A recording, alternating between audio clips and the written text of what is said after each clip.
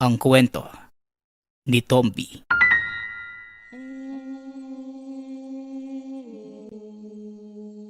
Ang kwentong ito ay hango sa totoong buhay.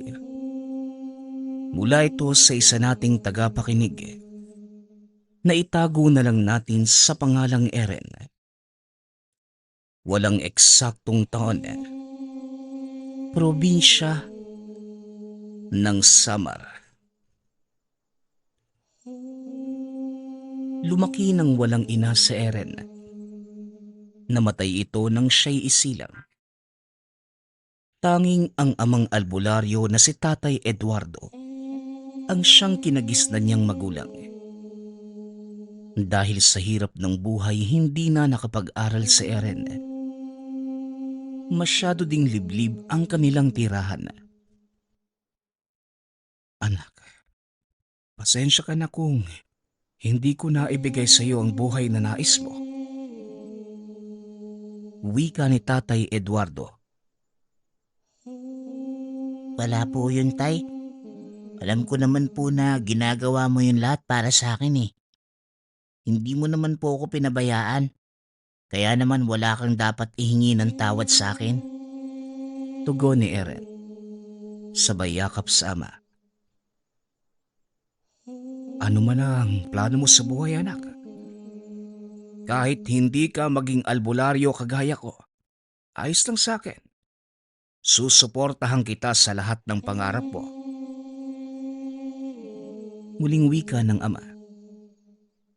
Napangiti naman si Eren sa sinabi ni Tatay Eduardo.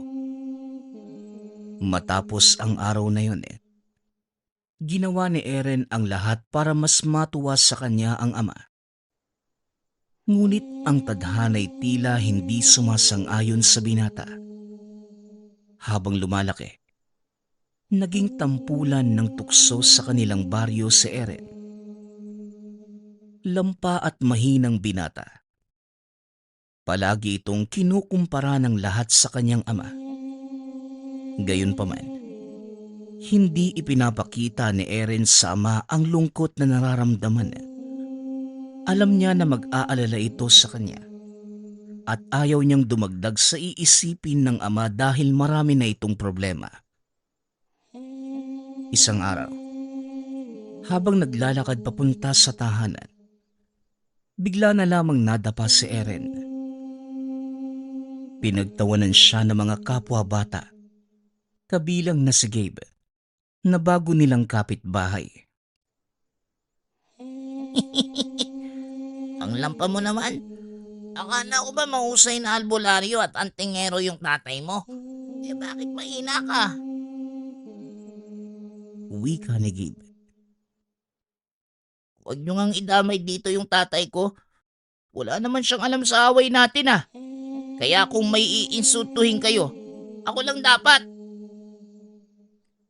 Hindi ko naman iniinsulto yung tatay mo eh.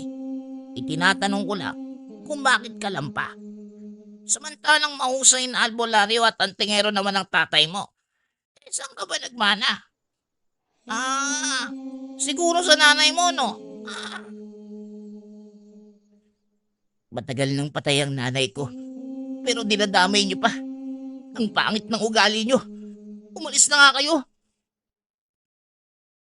Wika ni Eren, sabay tulak kay Gabe. Dahilan para mapaupo ang mga bata sa lupa. O basalbahay ka. Ang sama ng ugali mo. Mula ngayon, kaaway na kita. Galit na galit ang bata. Kaya naman itinulak niya pabalik si Eren. Napalakas ang pagtulak ni Gabe kay Eren. Kaya naman napahiga ito sa putik. Mabilis na nagtakbuhan ang mga bata. Kasama na si Gabe. Samantalang si Eren naman naiwan habang nakaupo sa putikan. Napabuntong hininga na lamang si Eren. Tumayo ito at umuwi sa tahanan. Gulat na gulat si Tatay Eduardo nang makita ang anak na napakarumi. Ano nangyari sa iyo, anak? Bakit puno ng putik ang buong katawan mo? Wala po ito, Tay. Napahiga lang po ako sa putikan habang naglalaro kami. Alam ko anak na hindi ka nagsasabi ng totoo. Ano ba talaga ang nangyari? Wika ni Tatay Eduardo. Napayuko si Eren. Hindi kagad nasagot ang tanong ng ama. Pasensya na po, Tay. Ayoko po kasing mag-alala kayo eh. Ayos lang anak. Nauunawaan kita. Pero sa susunod, huwag ka nang magsisinungaling sa akin ha. Pwede ba yon? Opo, Tay. Pangako, hindi na po ako maglilihim sa'yo. Wika ng bata. Matapos pagsabihan, napayakap na lamang sa kanyang ama.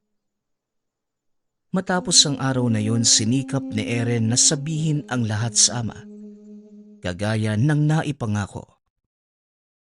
Habang nagbibinata si Eren, napalapit naman siya sa kanyang ama.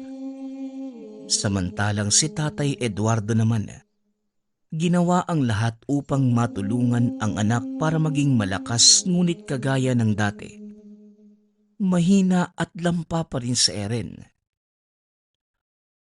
Anak, huwag ka nang umiyak. Kasama yan sa buhay. Tsaka binata ka na eh.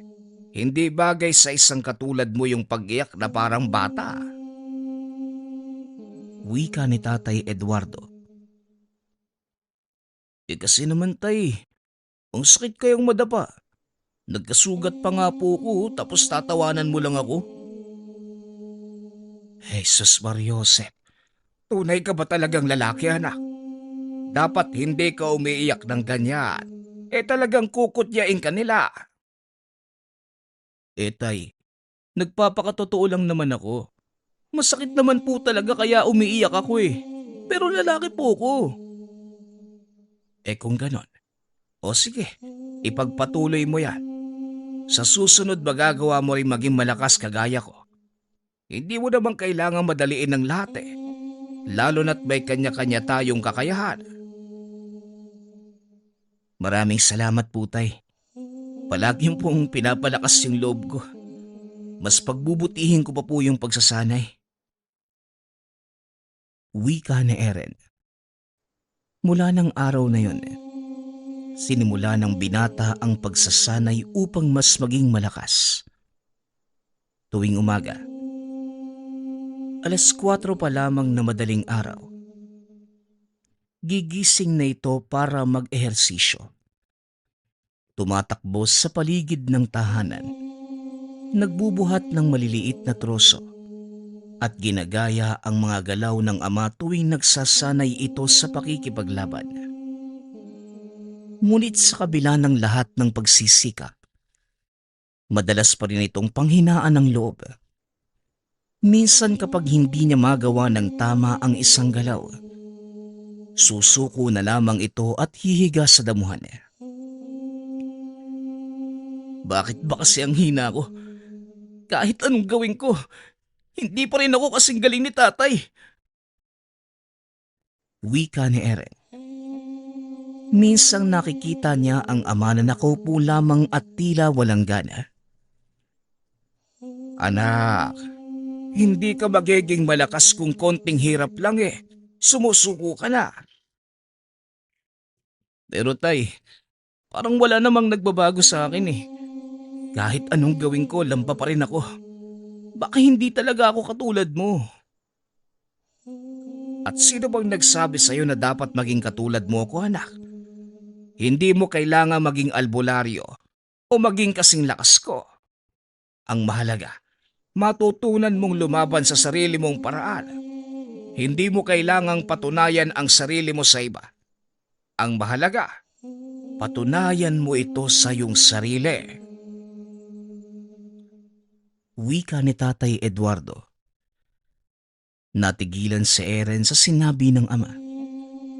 Nais niyang maging malakas hindi lamang para sa sarili, kundi para na rin sa ama, upang hindi na siya ituring na mahina ng ibang tao. Kaya simula ng araw na yon, mas sineryoso ni Eren ang pagsasanay. Kahit mahirap, hindi na ito kagad sumusuko. Subalit tuwing madidinig niyang pinag-uusapan siya ng mga tao sa baryo, bumabalik ang pag-aalinlangan sa puso. Ay nako, sayang. Anak ka pa naman ni Eduardo, pero wala palang ibubuga. Oo nga. Kung ako kay Eduardo, hindi ko na ipipilit ang bata. Hindi talaga lahat namamana. Ang lakas ng magulang.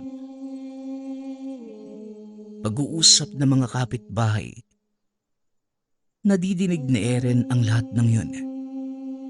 Kahit na anong pigil niya, hindi niya maiwasang masaktan. Para bang kahit anong gawin niya ay hindi pa rin sapat. Pagka-uwi sa tahanan, tahimik lamang ito at napansin naman siya ni Tatay Eduardo. Ano anak? Narinig mo na naman yung mga tao ano? Tanong ni Tatay Eduardo. Hindi sumagot si Eren at nakayuko lamang siya ng mga sandaling yon.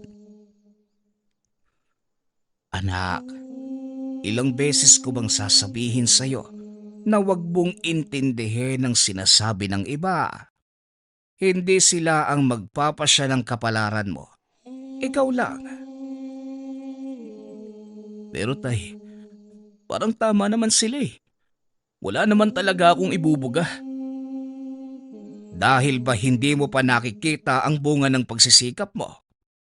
Hindi ibig sabihin na wala kang nakikitang pagbabago. Wala na talagang nangyayari. Darating ang araw anak. Magugulat ka na lang sa sarili mo. Wika ni Tatay Eduardo. Nag-isip ng malalim si Eren. Nais niyang maniwala sa ama. Nais niyang patunayan na kaya niyang maging malakas. Hindi lamang para sa ibang tao, kundi para na rin sa sarili. Sa pagkakataong ito, hindi na niya hinayaang lamunin siya ng panghihina ng loob. Ipagpapatuloy niya ang pagsasanay, anuman ang sabihin ng iba. Nang makita ni Tatay Eduardong desidido ang anak sa pagsasanay, niregaluhan niya ito ng isang kambing. Ngunit ang hayop na ito ay hindi kagaya ng iba.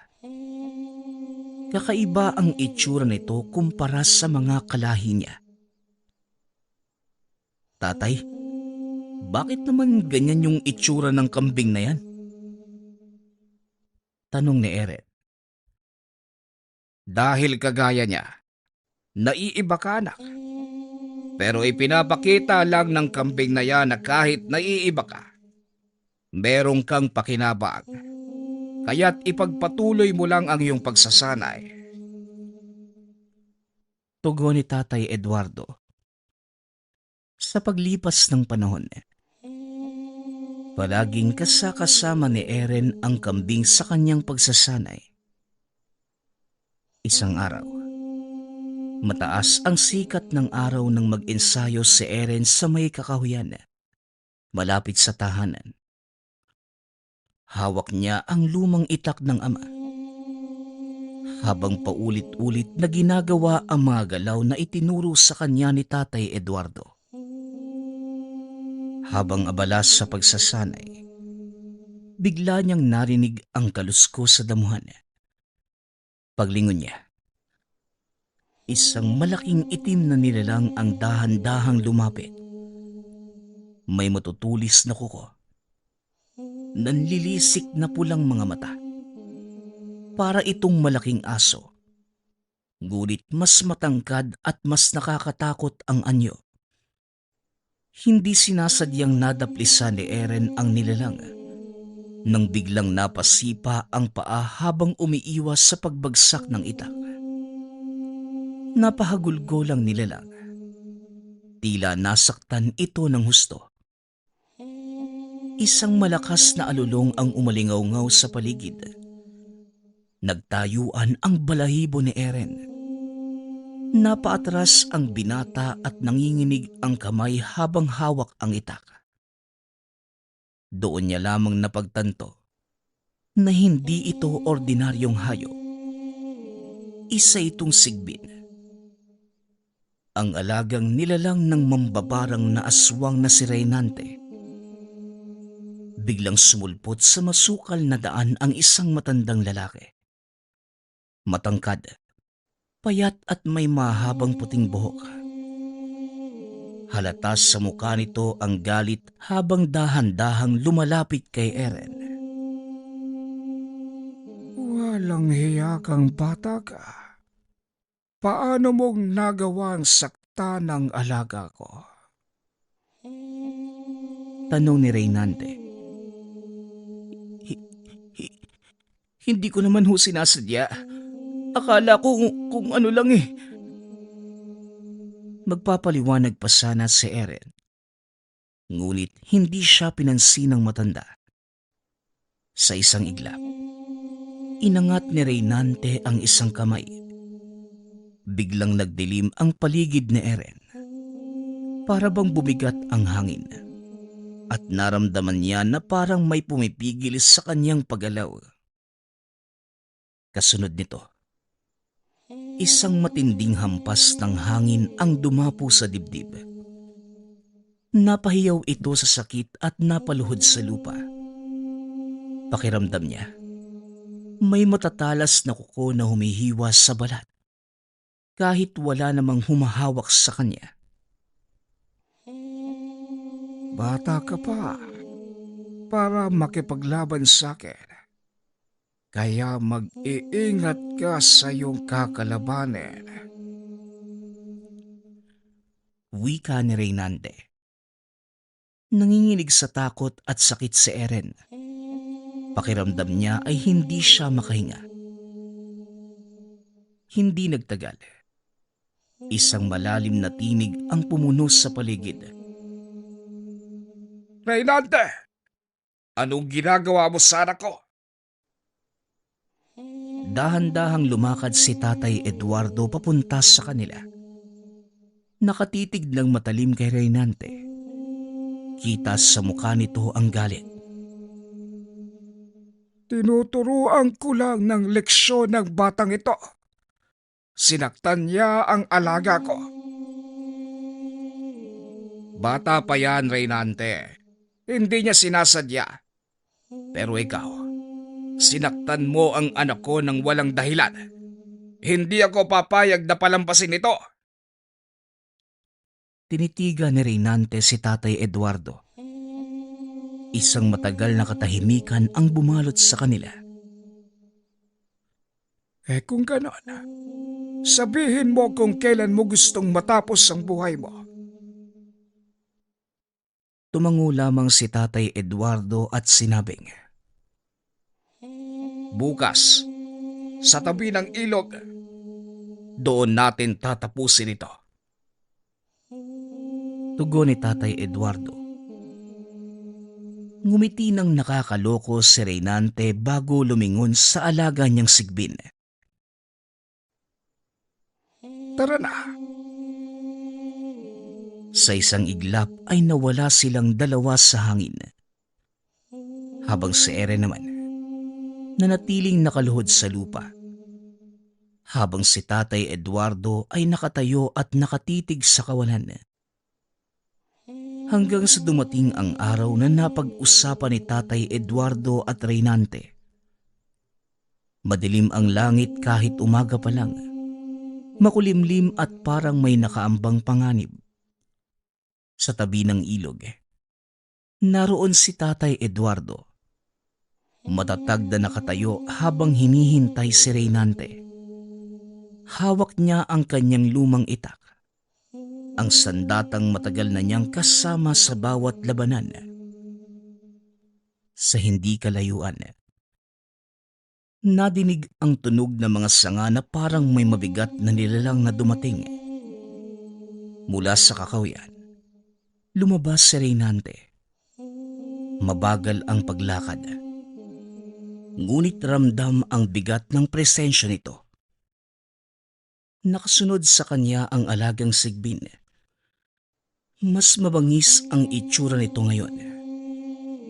Mas matalim ang mga kuko at ang mga mata ay mas pulang-pula. Huminto si Reynante sa tapat ni Eduardo. Huling laban mo na ito, Eduardo.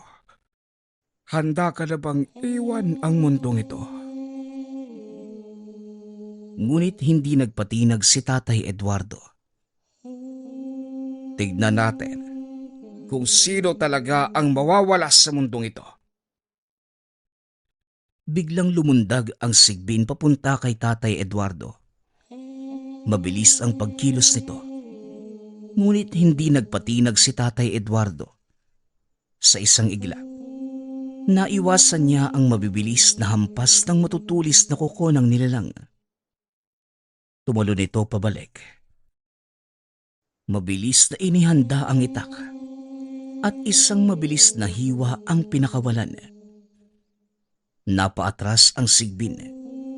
Nagtamo ito ng malalim na sugat sa tagiliran. Umalulong ito ng dahil sa sakit. Ngunit hindi ito umurong. Lalo itong nagalit at muling sumugod. Bago pa ito makalapit, mabilis na kumilos ang isang anino. Si Reynante. Hawak niya ang isang lumang baston. Ngunit nang iwas-iwas niya ito, biglang lumabas ang mahabang itim na tinik na parang matutulis na sanga. Ngayon, Eduardo, tignan natin kung hanggang saan ang kakayahan mo. Mabilis na umiwas si Eduardo sa unang atake ni Reynante. Ngunit isang tinik ang humiwas sa braso. Napangiwi ito, ngunit hindi pa rin nagpatinag. Sa isang mabilis na galaw, lumundag siya papunta kay Reynante. Inatake ito gamit ang itak. Tumama ito sa balikat ni Reynante, ngunit hindi ito nagdugo. Sa halip, parang usok lamang ang lumabas sa sugat at kagad itong naghilom. Napangiti naman si Reynante. Hindi mo ko matatalo ng ganyan lang, Eduardo. Isa kong mambabarang na aswang. Kaya malabo na gumana sa akin ang bagay na yan. Wika ni Reynante. Muli itong umatake. Pinakawalan niya ang maraming tinik mula sa baston. Mabilis na parang ulan ng mga sibat. Mabilis ding nakakaiwas si Tatay Eduardo. Ngunit isang tinik ang bumaon sa binti. Napaluhod ito saglit. Ngunit kagad ding tumayo. Alam niyang hindi siya maaaring sumuko. Sa isang igla, nagpalit ito ng taktika. Hindi na niya hinahayaang mauna sa pag-atake si Reynante. Sa halip, siya na ang palaging sumusugod. Gamit ang buong lakas, pinakawalan niya ang isang sunod-sunod na atake gamit ang patalim. Mabilis at walang alinlangan. Nadaplisan si Reynante sa dibdib. Sa pagkakataong yun, hindi kagad naghilom ang sugat. Napaatras ito at nagulat. Magaling. Mukhang may natitira ka pang alas, Eduardo. Ngunit hindi pa tapos ang labanan. Habang abala si Eduardo kay Reynante, biglang lumundag ang sigbin mula sa likuran at hinabol siya. Huli na nang maramdaman niya ito. Sa isang iglap, lumipad ito sa ere matapos siyang tamaan ng isang matinding hampas mula sa nilalang. Bumagsak ito sa lupa. Duguan at halos hindi na makatayo. Tapos na ang laban mo, Eduardo. Lumapit si Reynante. Itinapat ang baston sa kanya. Mula rito, lumabas ang maitim na usok na unti-unting bumalot kay Eduardo. Nahirapan itong huminga. Pakiramdam niya'y hinihigop ang kanyang kaluluwa. Sa huling pagkakataon, tinignan niya ang langit. Eren. Sa huling sandali nito, sa kanyang isipan, nakita niya ang mukha ng anak. Ang pangarap na magkaroon ng ibang buhay ito. Isang buhay na hindi katulad ng sa kanya. Napangiti na lamang si Tatay Eduardo. At sa kanyang huling lakas, binulong niya ang isang dasal. Isang mahiwagang orasyon na hindi kayang sirain ng kahit anong barang. Nagliwanag saglit ang katawan ni Tatay Eduardo bago ito tuluyang nanlamig. Hanggang sa tuluyang bumagsak ang kamay sa lupa. Tapos na ang labanan. Si Reynante, nakangiti ng nakakaloko habang nakatitig sa bangkay ni Tatay Eduardo. Sa pagkakataong yun, gamit ang orasyon, si Tatay Eduardo na mismo ang sumuko sa kanyang buhay. Ramdam niya na tapos na ang kanyang misyon. Tahimik ang buong paligid. Tanging kaluskos na mga yapak ang madidinig habang naglalakad si Eren sa makitid na daan papunta sa ilog. Malalim ang iniisip. Hindi niya alam kung bakit parang may bumabagabag sa kanya. Hanggang sa isang malamig na hangin ang biglang humaplos sa balat. Kakaiba sa karaniwang simoy sa gabi. Para itong niyakap ng isang hindi nakikitang nilalang. Napahinto ito. Biglang bumilis ang tibok ng puso. Hindi niya maipaliwanag ngunit may nararamdaman itong hindi maganda. Parang may kung anong mabigat sa dibdib. Napapikit ito. At bago pa namalayan, may isang patak ng luha na dumadaloy mula sa kanyang mata.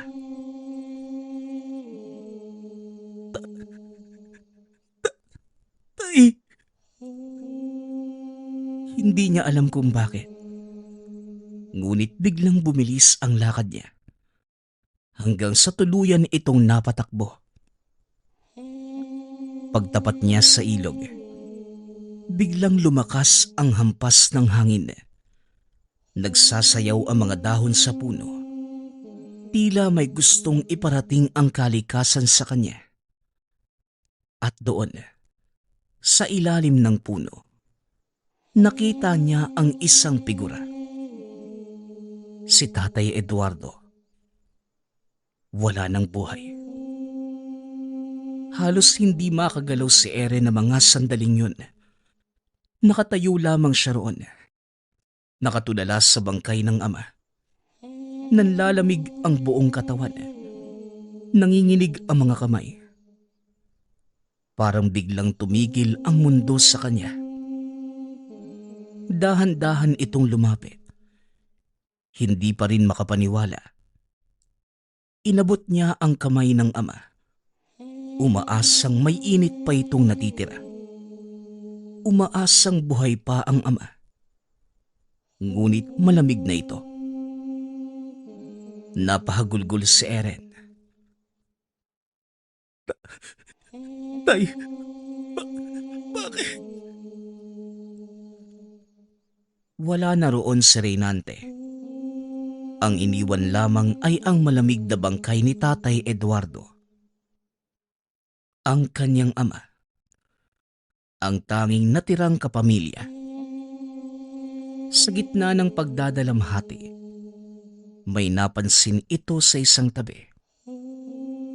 Ang kambing na regalo sa kanya ng ama noong kaarawan. Lumapit ito kay Eren. Inilapit ang ulo sa kanya. Tila alam din ang nangyari.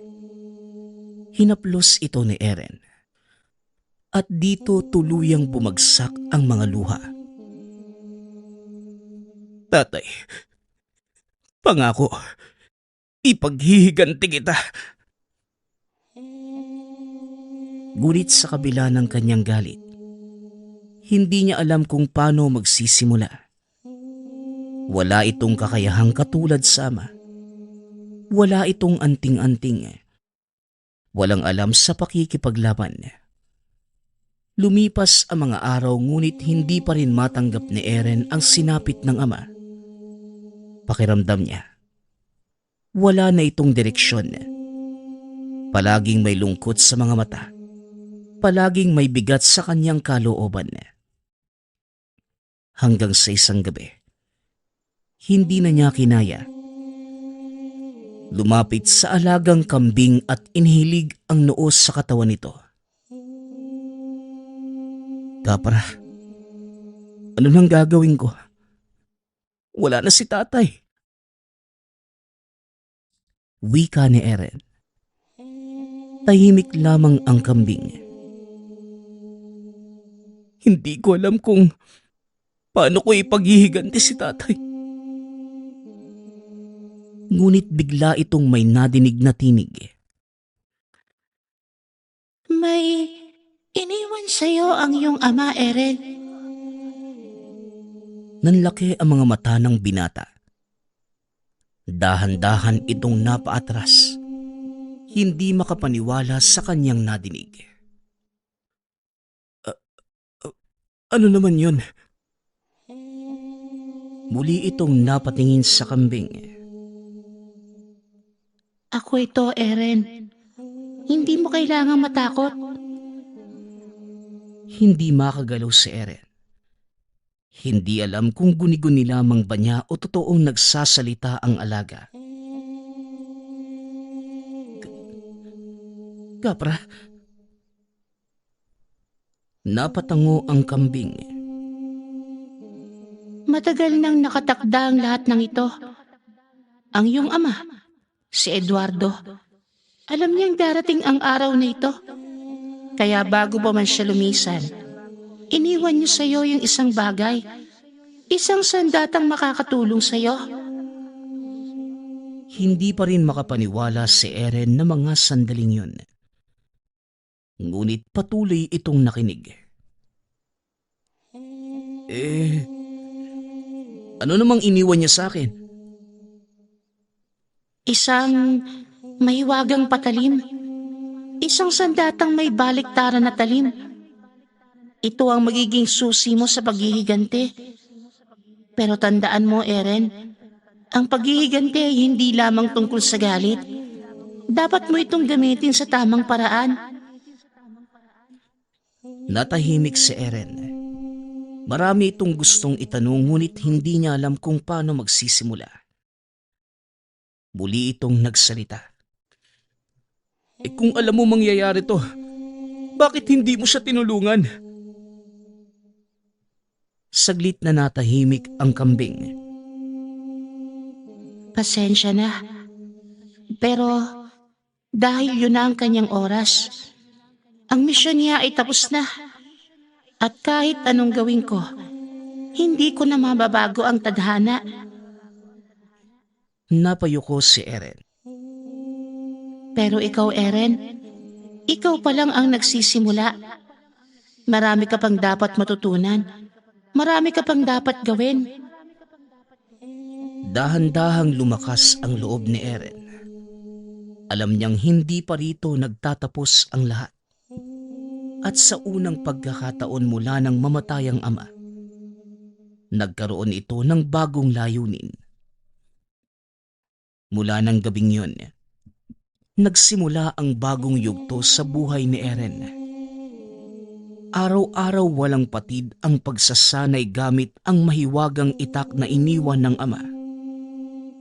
Sa una, nahirapan ito. Mabigat ang sandata sa kamay. At madalas hindi natatamaan ang target. Kailangan ko magsanay. Hindi ako pwedeng sumuko. Minsan ay dumudugo na ang kamay ng binata dahil sa talas ng patalim. Ngunit hindi niya ito iniinda. Paulit-ulit ang bawat galaw, bawat saksak, bawat iwas hanggang sa kusang gumagalaw na ang katawan nang hindi na nag-iisip. Hanggang sa lumipas pa ang mga araw, linggo at buwan. Unti-unti nang nagbago si Eren. Lumakas ang pangangatawan, tumalas ang pakiramdam, at higit sa lahat, natutunan niyang unawain ang sandata. Isang gabi habang nagpapahinga, sa ilalim ng puno ay nagsalita si Kapra. Eren, handa ka na. Napatingin si Eren sa alagang kambing. Sigurado ka ba, Kapra? Oo, Eren. Panahon na para tapusin mo ang laban ng iyong ama. Sa madilim na kagubatan, dahan-dahang gumalaw si Eren. Kasunod niya si Kapra, tahimik na nagmamasid sa paligid. Sa tuktok ng bundok, natanaw nila ang isang lumang bahay na yari sa bato at kahoy. May mga sulos sa paligid at sa harapan ng tahanan, may dalawang nilalang na hindi na mukhang tao. Ang kanilang balat ay kulay abo. Ang mga mata ay pulang-pula. Alam ng binata na mga alagad ito ni Reynante. Napalunok si Eren. Ito na. Mabilis itong kumilos. Sa isang iglap, lumundag siya mula sa itaas ng puno at sinaksak ang unang nilalang sa leeg. Wala itong nagawa kundi umatungal bago bumagsak sa lupa. Napalingon ang isa pang bantay at napasigaw. Ngunit mabilis si Eren. Isang iwas sa gilid. Isang mabilis na saksak sa tiyan. At bumagsak ang pangalawang nilalang. Walang sinayang na oras ang binata. Tumakbo ito papasok sa tahanan. Sa loob, amoy usok at dugo ang hangin. Aba, bata. Matagal na kitang hinihinta. Mula sa dilim, lumabas si Reynante. Matanda na ito. Ngunit matikas pa rin ang pangangatawan. Ang kanyang mga mata ay sing-itim ng gabi. At sa tabi niya ay nakatayo ang isang nilalang. Isang dambuhalang sigbin. May mahabang pangil at matutulis na kuko. Dapat noon pa kita tinapos. Katulad ng ginawa ko sa iyong ama. Biglang sumikip ang dibdib ni Eren. Hayop ka! Napasigaw ito sa galit. Sabay sugod kay Reynante. Ngunit mabilis ang matanda. Sa isang kumpas ng kamay, bumangon ang isa pang nilalang mula sa sahig. Isang aswang. Sinunggaban nito si Eren. Ngunit bago pa ito makalapit ay biglang sumingit si Kapra. Ako nang bahala rito. Tumalon si Kapra. Tinamaan ng malakas na sipa ang aswang. Sa lakas ng pagtama, tumilapon ito sa kabilang dingding. Samantala, si Eren at Reynante naman nagpalitan na mabilis na pag-atake. Bawat galaw ni Reynante ay mabilis, parang anino. Bawat iwas ni Eren ay nagiging mas madali dahil sa kanyang pagsasanay. Hindi ka mananalo sa akin, bata. Sumigaw pa si Reynante, sabay hagis ng pulang alikabok sa mukha ni Eren. Napatras ang binata. Nanlabo ang paningin. Sa isang iglap ay nasa harapan na niya si Reynante. May hawak na matalim na itak. Mabilis at matalas. Ngunit sa huling sandali, naramdaman ni Eren ang sandata sa kamay. Para bang gumalaw ito ng kusa. Sa isang iglap, lumundag ang binata at iniiwas ang sarili. Pagkatapos, sa isang mabilis na paggalaw, itinulak niya ang kaniyang sandata paharap. Isang malakas na sigaw ang pumuno sa paligid. Nakita ni Eren ang patalim. Nakatarak sa dibdib ni Reynante. Nanlaki ang mga mata ng matanda. Hindi ito makapaniwala. Hindi ito maaari. Hindi maaaring ganito. Naghihingalo ito bago tuluyang bumagsak sa lupa. Nanginig si Eren. Nakatingin sa katawan ni Reynante. Hindi siya makapaniwala. Tapos na. Sa wakas, napatay ko na si Reynante. Wika ni Eren. Habang yung alaga nitong sigbin, kagad tumakbo palayo. Wala nang pinuno na mag-uutos sa kanya. Tahimik na lumapit si Kapra kay Eren. Sa wakas, natapos mo na ang sinimulan ng iyong ama. Wika ni Kapra. Dahan-dahang tumango si Eren at sinabing, "Oo, tapos na." Matapos masiguradong patay na si Reynante, tumayo si Eren habang hawak ang patalim. Malakas itong sumigaw sa kawalan. "Ako si Eren, anak ni Eduardo, at kailanman wala nang makakapagtangka na sakupin ang aming baryo." Ito ang naging panata ng binata. Mula noon, kinilala si Eren bilang kahalili ng ama. Naging bayani ito sa kanyang baryo. At maraming labang na ipanalo. Nagpapasalamat nga pala ako sa lahat ng sumusuporta sa ating channel. Nawa ay patuloy niyong suportahan at pakinggan ang ating mga kwento. Hanggang sa muling pakikinig. Paalam.